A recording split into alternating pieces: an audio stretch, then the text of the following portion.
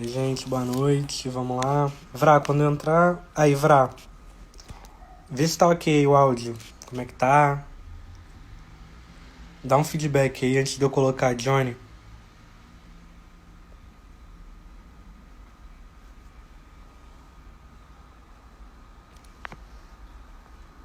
Vou pôr a Johnny aqui pra gente trocar uma ideia. E aí tu vai. Tá ok? Tá bom. Calma aí.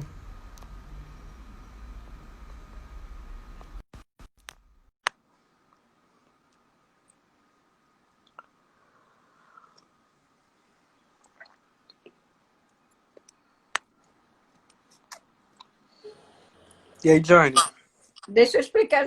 Tá vendo? É só eu que não sei, não. Tem gente que não está conseguindo entrar e está esperando o Emo. Ah, Tem que é? esperar. É. Olha só, tem que esperar. No History vai estar lá live. Aí espera, calma, ainda não começou. Mas pode falar pra ir entrando, que já estamos ao vivo. Quem quiser acessar pode clicar. Bom que a gente já vai começando, Ah, tá. tá? Então, já está ao vivo, pode clicar. É no History. Você está lá no Mais Nós. Aí tem lá em cima, naquele círculozinho lá. Tá. Boa, Pedro. Acho que agora foi.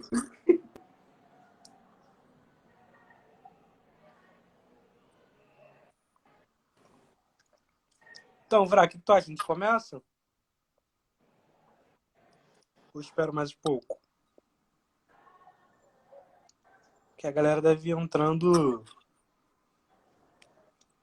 Deixa eu mandar uma foto aqui. E aí, gente, tiver algum problema de conexão, o áudio estiver ruim, vocês falam aí no chat que a gente tá acompanhando, tá?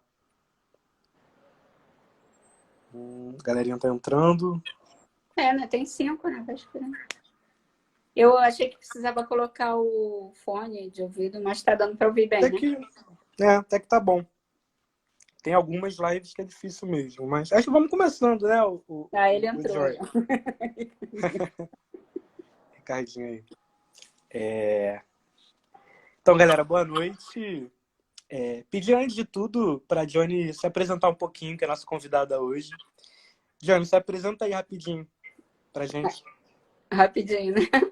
Bom, boa noite para todas e todas. Eu sou Dione Lins, sou professora de artes da Rede Municipal do Rio, aposentada, e estou na coordenação geral do CEP-RJ, né? Nessa gestão enfrentando esta pandemia. Pois é, né? Me apresentar também rapidinho, gente. Então, sou Pablo, sou coordenador estadual do Mais Nós, também sou coordenador da unidade de Nilópolis do Mais Nós, sou formado em História pela UERJ, tá?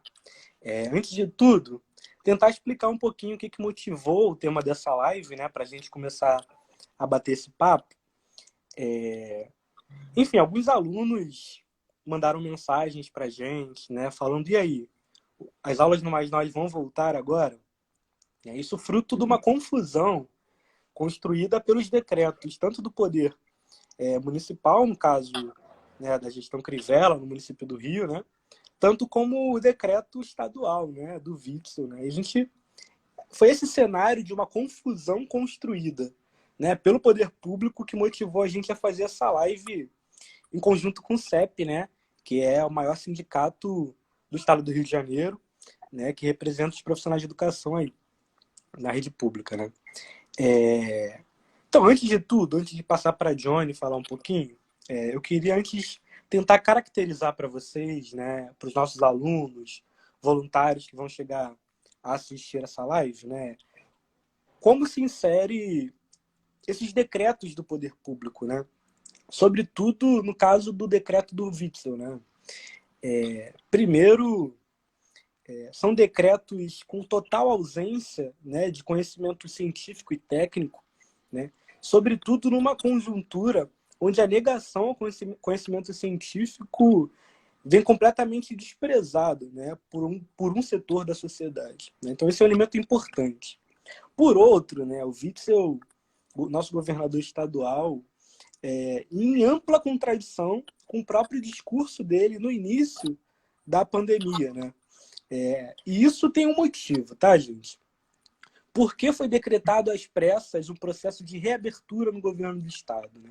É importante a gente entender isso para daí discutir essa possibilidade de retomada das aulas do sistema público de ensino e depois vou falar um pouquinho do que o Mais Nós vem pensando, tá?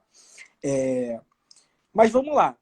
Essa aparente contradição do Witzel, né, diz respeito a um desespero político do governador, né, que vê primeiro, né, uma possível indícios, né, de intervenção do governo federal na operação da Polícia Federal, né, de, enfim, problemas superfaturamento, né, nos hospitais de campanha, né, na contratação da empresa Iabas, enfim. E o desespero do Witzel está aí, né? Foram 13 processos de impeachment apresentados contra o governador na Assembleia Legislativa, né? Um aceno, desculpa, sobretudo para o empresariado, né, do Rio de Janeiro, que já não vê mais o Witzel como possibilidades, né, de recuperar o problema do Rio de Janeiro, que está num problema de queda de arrecadação e de dívidas com a União muito grave, né? O Witzel, então, tem um limite na negociação disso com o poder federal, né? Já que o Witzel se coloca como já pré-candidato à presidência da República, né? Então, esses são fatores que o empresariado lê como limite do governo Witzel de renegociar os problemas de arrecadação e de dívidas do Rio de Janeiro, né? E quedas no barril de petróleo, enfim. Então, esse é um elemento importante para a gente entender uma aparente contradição do Witzel com o começo da quarentena, né? E esse desespero em tentar acenar para o empresariado, colocando aí um processo de reabertura, né, do comércio, enfim, do serviço público, né? Então, acho que esse é um pontapé maneiro para a gente começar a entender e discutir sobre essa possibilidade de retomar das aulas. Tem uma incongruência aí, né? Aparentemente, os decretos possibilitam, se houver bloqueio, na real, na passagem de fases, né? No início de julho, já é possível um retorno às aulas. Seria possível um retorno às aulas, né? Então, muito por isso, né? Por todo esse caos que está a conjuntura política, o nosso momento político, pelas movimentações das secretarias de educação, né? Pelas perguntas dos nossos alunos, dos nossos voluntários, a gente quis fazer essa live com a Johnny, que é a coordenadora de um sindicato tão representativo para nós na luta pela educação. Então, Johnny, se você puder, fala aí um pouquinho nessa intervenção inicial, né, sobre a realidade na rede, se as escolas têm condição estrutural, né, de retornar às aulas, né, e também um pouquinho aí sobre o que foi a última assembleia do CEP, né? Acho que valeria tentar tocar nesses 3 elementos aí. Vai lá. Tá bom, beleza. Pablo, eu vou começar falando que hoje, não sei se vocês ouviram, rolou um áudio do secretário de Educação. Ele só fala, né, se comunica, né, com a categoria através de áudios, de lives, né? E ele fez questão de dizer no áudio que o retorno não será no dia 1º de julho. O que ele autorizou foi as equipes diretivas resolver como vai fazer a limpeza das unidades escolares. Bom, se ele anuncia que as unidades escolares vão começar, né, a ser limpas, né, é porque alguma coisa pode acontecer, né? Então, assim, a gente mesmo assim a gente sabe que não é só limpar a escola para que tenha um retorno de acordo com as necessidades que a gente tem de volta depois dessa pandemia. Até porque voltar em julho é voltar ainda no meio da pandemia, no meio de uma curva que ainda não está descendente. Então, é muito preocupante para o CEP, né? E nós esperamos, eu vou aproveitar aqui esse canal para dizer que o CEP está aguardando, né? Porque nesse período todo de quarentena, nós só tivemos um encontro com o secretário de Educação, enviamos ofício, ele não responde, ele não está sendo transparente com a gente com relação a tudo isso com relação aos acessos, né, que foi criado pela Secretaria para professores e estudantes terem um contato. Enfim, muito complicado essa atitude do governo do Estado, da sua Secretaria de Educação. A gente tem tido, Pablo, muitos exemplos, né, de outros países que estão há 1 mês e meio, 2 meses na frente do Brasil, né? E a gente já está vendo erros e acertos do que esses países estão fazendo. Então, no dia 6 de junho, o CEP realizou, não foi uma assembleia, foi um conselho deliberativo. É o Conselho Deliberativo Estatutário, que é onde reúne todas as representações de todos os municípios do estado do Rio. E por unanimidade, por consenso, nós deliberamos que, se houver um retorno precipitado por parte de qualquer governo, seja do governo estadual do Rio de Janeiro, da Prefeitura do Rio, de qualquer prefeitura, nós vamos entrar em greve. Nós vamos realizar uma greve pela vida. É uma greve em defesa da saúde e da vida de todos os trabalhadores e trabalhadoras da educação, de todos os estudantes. Nós não vamos aceitar qualquer retorno precipitado sem o mínimo de conversa com a categoria e com o sindicato. Nós estamos tentando essa conversa com o governo do Estado. A gente tem, como eu te falei, a gente tem exemplos de outros países, né? Portugal, ele tem como planejamento contratar professores. A gente acha também que vai ser necessário contratar professores. As turmas vão ter que ser menores, né? A Dinamarca, ela reduziu as turmas para 10 alunos. Os alunos saem para o recreio de 5 em 5. Então, assim, por outro lado, a gente também está tendo exemplos ruins, né? A Espanha, mesmo com 20 alunos, ontem a gente viu uma matéria no El País que de cada 20 crianças numa sala de aula implica em 808 contatos cruzados. Imagina aqui, quando a gente tem 30, 40, e estou sendo legal com os governos. Otimista. Estou sendo muito otimista. Então, não existe, não tem nenhuma chance da gente retornar em julho, em agosto. A gente precisa primeiro ver essa curva descer, né? A gente tem esses exemplos. Ontem, para quem gosta de futebol, né, não sei se vocês viram, hoje eu vi a matéria, né, como foi o protocolo da entrada dos jornalistas no Maracanã. Não sei se vocês viram. A jornalista teve que mostrar o atestado, ela fez o teste, mostrou no celular o atestado, ela preencheu um questionário, fez a aferição de temperatura, os repórteres que iam entrar em campo tiveram que fazer o teste lá e esperar 30 minutos. Está correto. Agora imagina, porque é isso que tem que ser feito, nas escolas, inclusive. Imagina...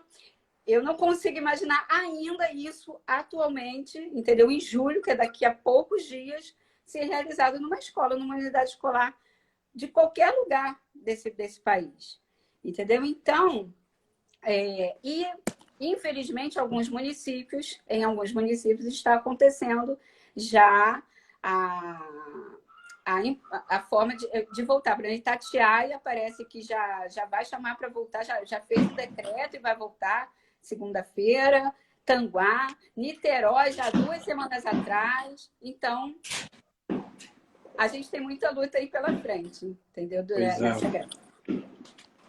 Pois é, Johnny, vou aproveitar, você compartilhou um pouquinho, né, dessa realidade mesmo na rede pública de ensino, né, para também tentar compartilhar um pouquinho da nossa realidade no Mais Nós, né, porque eu acho que, enfim, vários pré-vestibulares comunitários possam estar passando por uma discussão parecida, né? Acho que é nosso papel também tentar contribuir, né? Ou, enfim, nos propor a coletivamente discutir isso na educação não formal, né? Propriamente dita, né? Enfim, para quem está aí na live, nós do pré-vestibular popular, mas nós temos 12 unidades pelo estado, né? A gente atinge cerca de 600 alunos, né? E veja bem, as condições de ensino-aprendizado desenvolvidas pelo Mais Nós, né? Como a gente é um projeto completamente voluntário, né? Tanto da equipe de professores que atua na sala de aula, né? Como das coordenadorias pedagógicas, né? Somos um projeto que não tem unidade própria, né? Então, veja bem, as nossas 12 unidades, né, não têm ingerência nossa no que diz respeito a uma possível reforma estrutural que é necessária para a retomada das aulas. Acho que a Diane foi muito cirúrgica nisso, né? E aí é um ponto para nós, do Movimento de Educação Popular, refletir, né? Como se daria isso, né? Porque é isso, essa matéria do El País é muito interessante, né? 20 alunos cruzam 808 pessoas, né? Isso é muito significativo. A gente teve um ciclo de formação, o Johnny, com o Lerre, na semana passada, onde ele falou que estima-se, né, no que diz respeito à reforma estrutural nas escolas do Brasil, né, que o montante seja de 1% do PIB. Né? E você imagina um montante de 1% do PIB, né, para reformas emergenciais de um curtíssimo prazo de tempo. Né? Isso é completamente inviável. Né? A gente sabe que em algumas unidades de ensino, você falou bem, né, do número grande de concentração de alunos, né, muito além, né, do que é recomendado, inclusive, né, para o processo, né, do ensino-aprendizado. Mas é muito interessante notar também como muitas unidades também no interior possuem um bebedouro apenas para ser compartilhado, né? Possui salas com pouquíssima ou ausência total de ventilação. Né? Imagine como a gente colocaria os nossos alunos, e os profissionais de educação mesmo, né, numa realidade como essa, completamente incompreensível, né? E é isso, acho que é preciso, né, dos setores que estão envolvidos na construção da educação, né, discussão mesmo sobre patamares científicos, né, técnicos, né, que levem, né, a um processo gradual de retomada. Né? Pelo que me parece, em alguns países, né, a retomada se deu primeiro no ensino infantil, né, se não me engano. Alguns sim. Em alguns sim, né? Enfim, algo para a gente refletir também, né? Agora, eu achava que era importante mesmo a gente compartilhar, porque também eu fico pensando sobre quais saídas, né? Acho que você apontou algumas, né? O horizonte de muita luta mesmo. Essa é uma luta, né, da defesa da vida. Mas eu tenho medo do que vai ser a educação no Rio de Janeiro, sobretudo nos próximos meses, né? Com possibilidade de você ter professores submetidos a uma realidade, né, de contágio do vírus mesmo, e também sem a perspectiva do salário, né? Isso também está no horizonte, né? 6 anos sem reajuste. 6 anos sem reajuste, um Estado que entra aí num regime de recuperação que não só não tem reajuste, não tem alteração no cargo, no plano de cargos e carreiras, né? Como não tem concurso muito tempo. Aí você pode falar até melhor. Acho que é até bacana, Johnny, falar um pouquinho sobre isso, porque, por um lado, a gente acha que é importante ter a contratação de profissionais de educação para esse período. E, por outro, né, são anos sem concurso público na SEDUC, o número de vacâncias é enorme, né? Ou seja, uma rede cada vez mais idosa, né? E, enfim, que não tem substituição, no sentido de novos concursos mesmo. Né? Acho que valeria falar um pouquinho dessa realidade, Johnny, dos profissionais da educação na rede estadual. Se você Então, puder. sim, foi bom você tocar nisso. Eu acho que por conta dessa desvalorização que a gente tem ao longo desses últimos anos, mesmo a gente fez uma greve grande, muito grande em 2016, a gente tem um perfil na categoria de que muitos entram na rede estadual, mas não ficam muito tempo. Essa galera nova, entendeu? Entra e não é valorizado, não vê perspectiva de valorização. Então, quando consegue, tem um concurso para outro município ou até para outra forma de trabalho, a pessoa sai. E aí você falou corretamente. A gente tem um perfil muito idoso, de pessoas muito idosas, né, na rede estadual. Pessoas com comorbidades, entendeu? Então, pessoas que não poderão voltar a trabalhar, entendeu? Mesmo que seja em agosto, setembro, outubro, entendeu? Então, será necessário que o Estado faça concurso, que tenha contratação não só de professores, né? A gente está tendo um quadro muito grave de funcionários terceirizados, né? Demitidos, com corte de salários, entendeu? A escola não funciona só com os professores e estudantes, a gente sabe disso. A gente vai precisar de mais profissionais para limpeza, para higienização da escola, né? Para estar ali orientando o menino, a menina que está lá e olha só, cadê sua máscara? Entendeu? Olha só, já lavou a mão? As cozinhas das nossas escolas, será que estão em condições de preparar alimentos para servir a merenda? Entendeu? Então, são vários sinais de que agora a gente vai precisar, agora, a gente não, né? Os nossos governantes vão precisar ter um pouco mais de carinho no investimento público, tanto na saúde quanto na educação, né, Pablo? Pois é. Uma das lições dessa pandemia é justamente isso, né? Mostrou mais do que nunca, essa pandemia mostrou mais do que nunca a necessidade, né, do investimento em educação pública, em saúde pública, né? Se a gente recuperar bem, foi da USP, né, o desenvolvimento enfim, de respiradores a baixo custo no Brasil, né? Foi da Universidade Pública da UERJ, né, sobretudo, a ampliação de leitos, né, na rede de saúde para a Covid. E também o desenvolvimento de materiais de proteção facial, né, a baixo custo, veio da UERJ, enfim. Mais do que nunca, uma lição dessa pandemia, com certeza, é que o investimento público salva vidas em todo sentido, né? Ainda mais para a gente que vem numa tendência, né, de experimentar o desinvestimento da coisa pública, que é completamente contrário, né, à preservação de vidas, né? Então, Johnny, eu acho que valeria também, se possível, né, acho que a gente tocou aqui em pontos centrais, né, sobre o perfil na rede pública estadual, da categoria, né, as debilidades estruturais para um retorno, né? É importante também dizer, né, que o Mais Nós tem uma capilaridade, de fato, no Estado, né?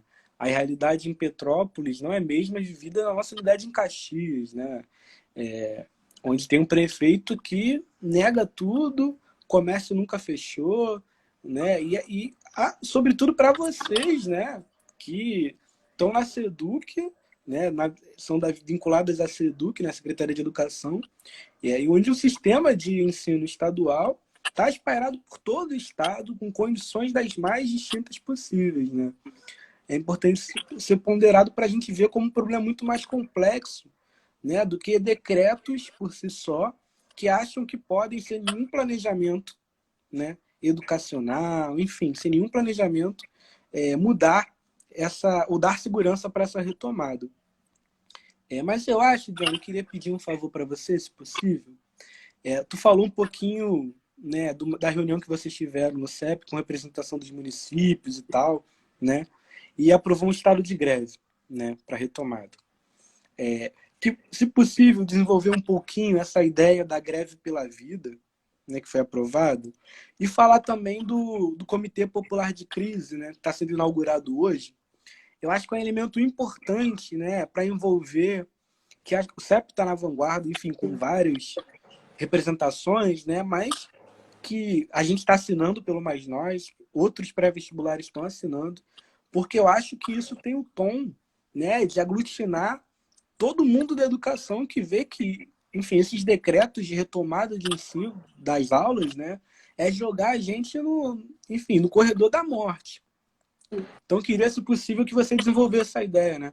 A greve pela vida e o Comitê Popular de Crise.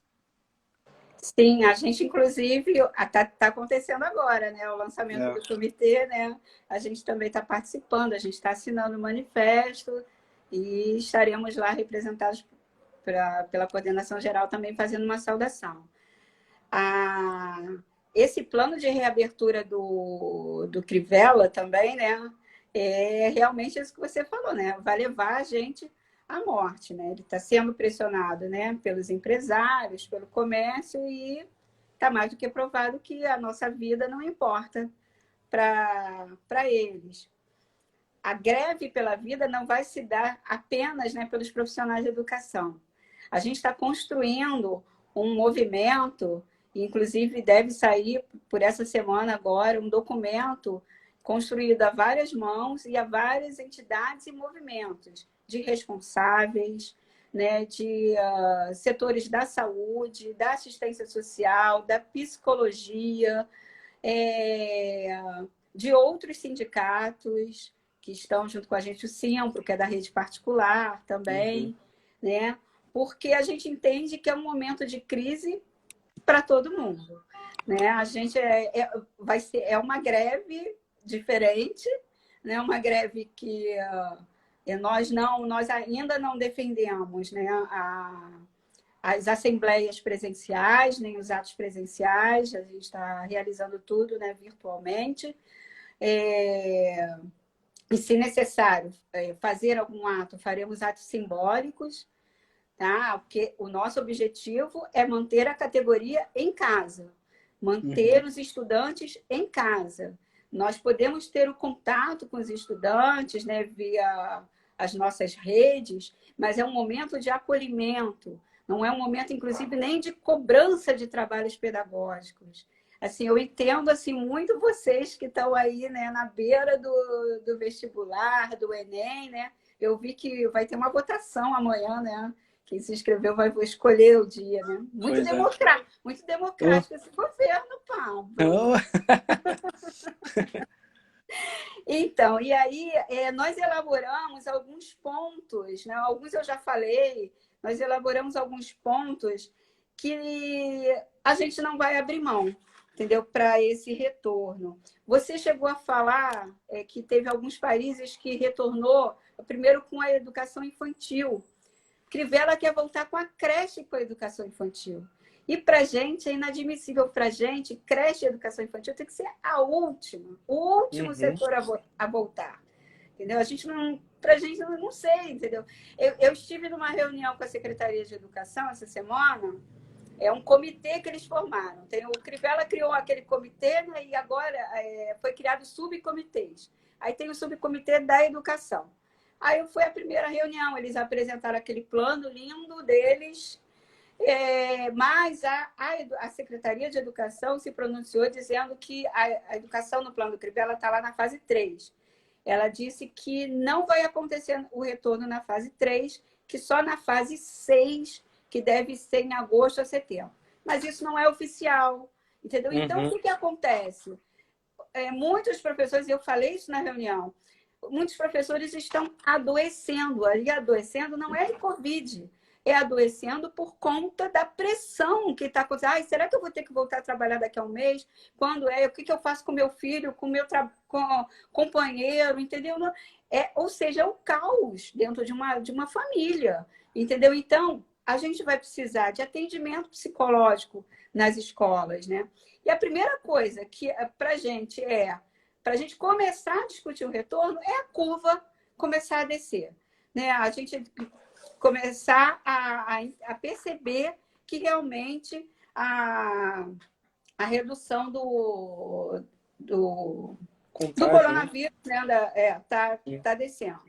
A testagem, todos os profissionais de educação têm que ser testados, né? E a prefeitura e as prefeituras, os governos têm que promover isso, né? Os equipamentos têm que ser comprados para as unidades escolares, né? A disponibilização de produtos de asepsia, para máscaras. Imagina, um aluno não vai ter uma máscara só, né? Verdade. Se a gente olhar, se você vai à rua, você tem que sair com pelo menos 3 máscaras, imagina uma criança, entendeu? Usando uma máscara, que vai meter a mão, vai tirar, não tem como, né? Então tem que ter pelo menos 5 máscaras, não sei. A redução significativa de estudantes numa sala de aula. né? E, por consequência, a contratação, né? A ampliação do quadro de profissionais. A segurança sanitária do ambiente escolar, a ventilação adequada. Porque, olha só, a gente brigou muito tempo pela climatização, né? E olha agora o que a gente vai ter que fazer. Tem escolas que trancaram, como são esses ônibus com ar-condicionado? Que trancaram as janelas. A janela é trancada para o aluno não abrir. Elas vão ter que ser abertas para poder ter ventilação. Entendeu? Então, isso é estrutura da escola. Né? Ventilação, a rede de água e esgoto, que precisa estar adequada, né? com todos os seus produtos. Da questão da preparação de alimentos, né? A cozinha, né? Dos merendeiras, eu já falei. O transporte escolar também. E a questão do planejamento pedagógico é uma coisa que, para a gente, é essencial. Tem que ser respeitada a autonomia pedagógica de cada unidade escolar, de cada território. Isso a gente vem falando desde o início, quando o governo estadual, por exemplo, impôs o acesso à plataforma Google Classroom. E nós sempre brigamos para que não fosse obrigatório, porque cada unidade escolar precisaria, antes, pensar no seu planejamento. Né? A gente sabe, a gente hoje está comprovado, pena que o governo não diz isso para a gente, mas a gente sabe que foi um fracasso. Isso está sendo um fracasso porque quase ninguém acessa, porque não tem internet, não tem equipamento. Né? E, falando em equipamento, o governo vai precisar investir em material pedagógico. Né? Um livro, por exemplo, eu já me aposentei, mas eu sei que os livros didáticos, né, que vêm do MEC ficam na escola e é manuseado por vários estudantes. Cada estudante vai ter que ter seu livro, vai ter que ter seu caderno, vai ter que ter seu material. Então, é uma série, eu falei para vocês, eu acho que 12 pontos que nós discutimos. Nós temos feito plenárias, não sei se o Ricardinho ainda está aí no chat, se ele pode colocar o dia que vai acontecer. A gente já vai para a terceira plenária pela vida. E eu acho que seria legal vocês participarem também. Com certeza. Entendeu? Por quê? Porque realmente é esse coletivo que vai reunir forças e, junto com esse comitê popular, vai unir forças para a gente poder cobrar com mais força mesmo. Né? Que a gente está cada um na sua casa. Mas eu acho que a gente junto, a gente tem uma energia boa para cobrar dos governos esse protocolo, né, de volta. Não sei se eu falei o que você queria. Perfeito, Johnny, perfeito. Foi importante você dizer sobre esses 12 pontos necessários para a retomada, né? Porque, como eu falei no início, essa live vai ficar gravada, a gente vai mandar o link para as nossas turmas, né? Tem um potencial, né, da gente tentar, enfim, dissipar algumas ansiedades, né, algumas dúvidas sobre os nossos alunos, né? De fato, enfim, você falou de alguns pontos muito importantes, né? Acrescentaria as condições de aprendizado, né? De fato, a falácia, né, desse ensino remoto implementado obrigatoriamente pelo secretário de Educação não dá conta porque nenhum computador substitui uma escola, né? Ensino é muito maior do que você estudar individualmente um conteúdo, né? Então isso é importante de ser dito, né? Mas a falha, né, do que foi implementado pelo governo do estado, né, a gente também observou nas nossas unidades do Mais Nós, né, que não era obrigatório, óbvio. A gente estava tentando ter o mínimo de contato com os nossos alunos, não perder os laços, né, se mostrar ali junto a eles nas dificuldades, né? Mas até o número de acesso às nossas plataformas foi mais reduzido, né?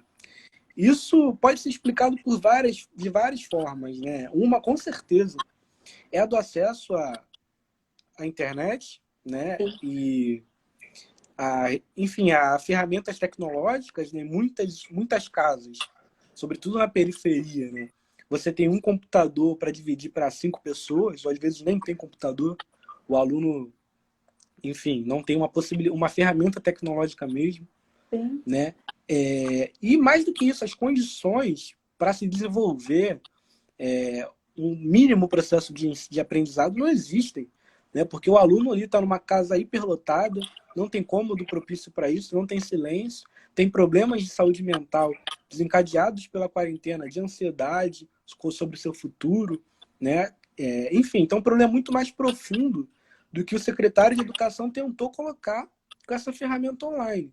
E eu acho que esses 12 pontos que são apresentados, né, para uma possível retomada, né, tendo a, o achatamento da curva de óbitos e contágios como marco zero, é imprescindível, né, para que a gente consiga, com o mínimo de racionalidade, né, preservar a vida de tantas pessoas, evitar, inclusive, uma segunda onda, né, já que, como você bem falou no início, né, 808 pessoas a cada 20 alunos são impactados. Né?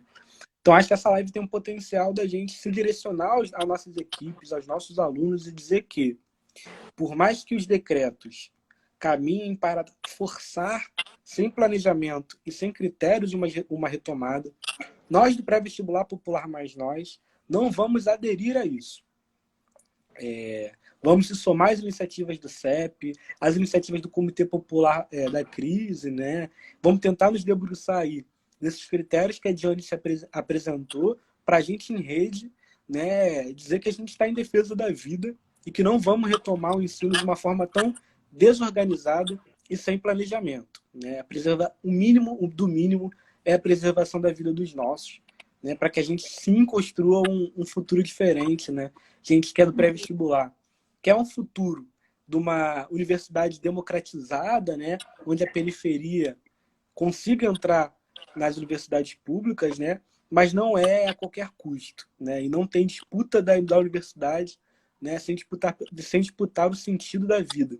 Né. Então, acho que esse é um recado que a gente queria dar aqui hoje pelo Mais Nós, né, e dizer que acho que é a primeira live da gente com o CEP, e eu fico muito feliz porque o CEP é muito, historicamente, né, para quem defende a educação, o CEP tem um papel imprescindível no Rio de Janeiro, né, na história da educação do Rio de Janeiro. Né. Eu que quando comecei a construir movimento em 2013, vi o que o CEP fez nas ruas, né, e, enfim, vocês são grandes referências para a gente na luta pela educação pública. Então, espero até que a gente tenha mais possibilidades de trocar, porque isso nos engrandece bastante. E aí, Johnny, se tu puder, faz uma falinha aí de conclusão para a gente ir terminando. Olha, cara, eu vou te falar uma coisa. Eu acredito muito em energia, né? Em sincronia também. Você falou dessa coisa da história do CEP e eu já tinha pensado de falar para vocês do CEP mesmo nessa fala final. O CEP, ele tem 42 anos. Vai fazer 43 em julho. E ano passado, a gente comemorou 40 anos da greve de 1979, que foi um marco na história do CEP e como é que eu vou dizer, no surgimento, né, da formação política do CEP.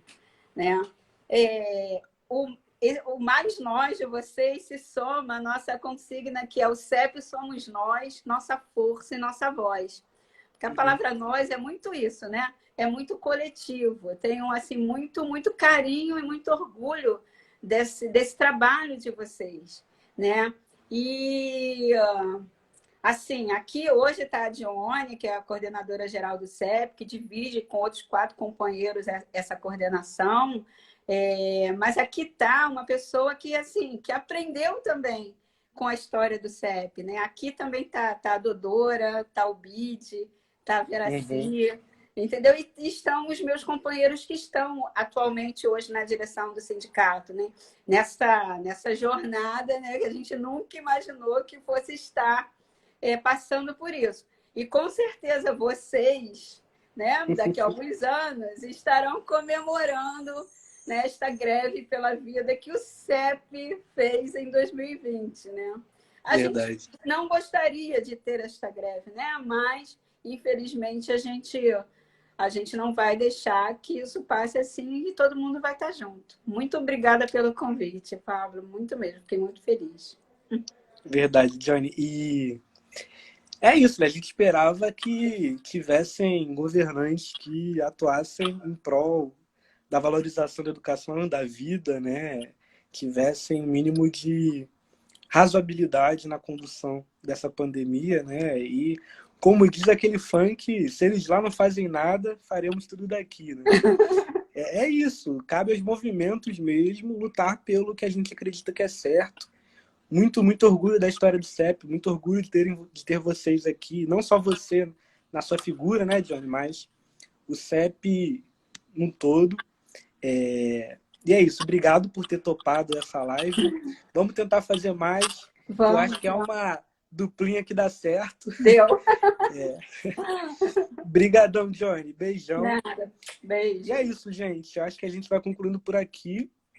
Acho que foi uma live muito importante, né, para a gente discutir os caminhos que estão colocados, os desafios, né, sobre o debate de educação no estado do Rio de Janeiro, né, e o tanto de luta que tem pela frente. Mas seguimos aí do lado do razoável, do lado do planejamento educacional, né, do lado da preservação da vida, né, e é isso, se não nas ruas, com certeza nas redes, com certeza fazendo pressão e articulando em rede, né, em defesa do nosso futuro. Valeu, gente. Tamo junto na próxima aí. Valeu. Tchau, tchau. Johnny. Tchau.